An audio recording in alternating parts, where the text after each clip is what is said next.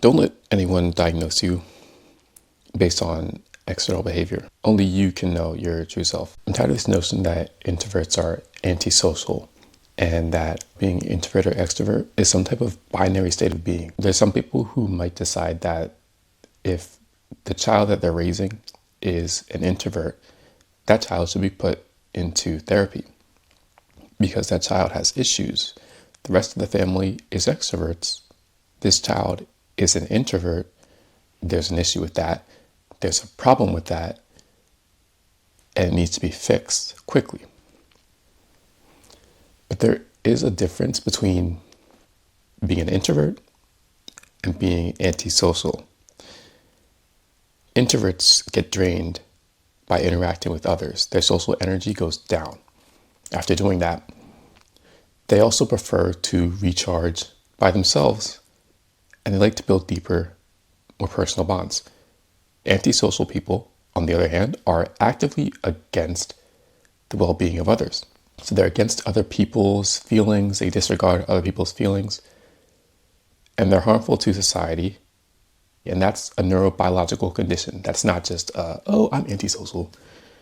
That's actually a neurobiological condition. Most times when people mention or try to portray this notion that they are antisocial or that someone is antisocial, what they actually mean is asocial. Asocial is different than being antisocial. Anti being against, and a just kind of being like ambivalent, not really feeling too strongly one way or the other. But if you are an introvert, there's not really an excuse for not posting content. If you're like me, you're one of many people that have been wanting to start their personal brand. So let's imagine that you're a stereotypical introvert. You have no friends and you're chronically online. So you're kind of at the bottom of the totem pole, and yet you're still scared to post online. Why are you scared to post online? It ultimately boils down to two things. You think you're too ugly and you think you're too unpopular to post.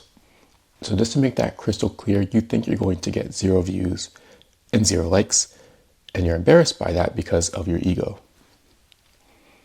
Is what it is. But if you really sit and think about it, if you're at the very bottom of the totem pole, you have nothing to lose. Unlike people who are already, higher up, they might have a reputation to uphold. They might be faking their personality among many different groups of people, and their authenticity might be lacking. That could be the case. It could also be the case that they're just able to be genuine and authentic with different audiences, but generally they just have more to lose overall if they are doing well in terms of social status. So if you post and you fail, there's nothing to lose because no one's going to see it anyway.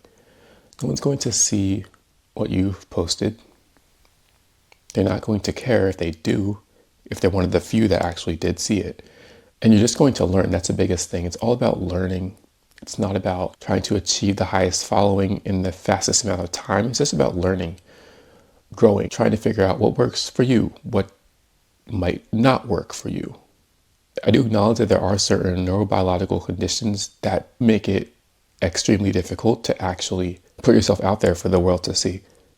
It's really a terrible time that we live in where we have a bunch of faceless keyboard warriors who feel entitled to just spout out whatever nonsense they want without consequence. But you have courage.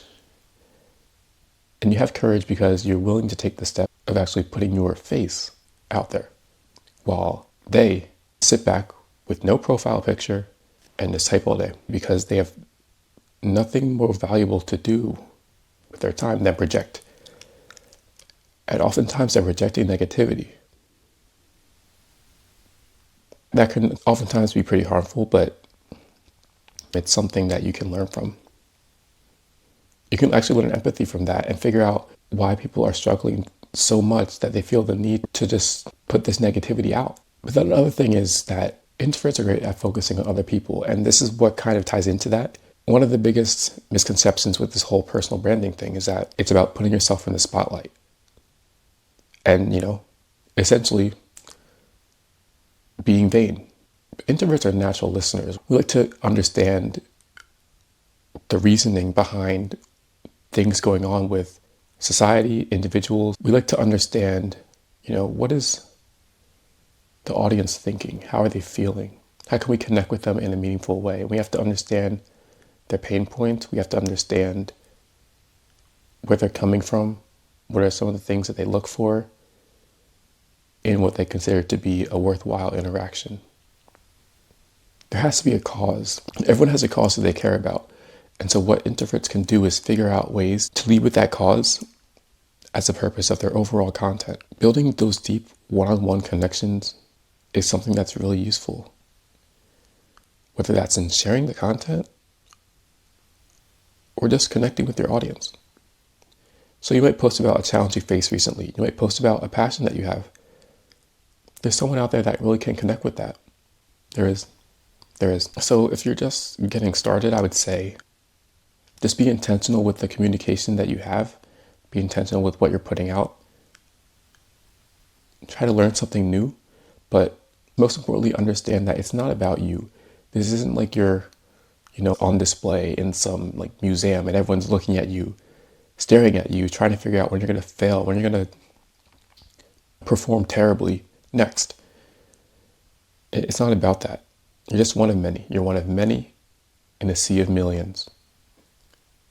Of course, it can be very daunting to look at all the different types of creators and posts that are out there.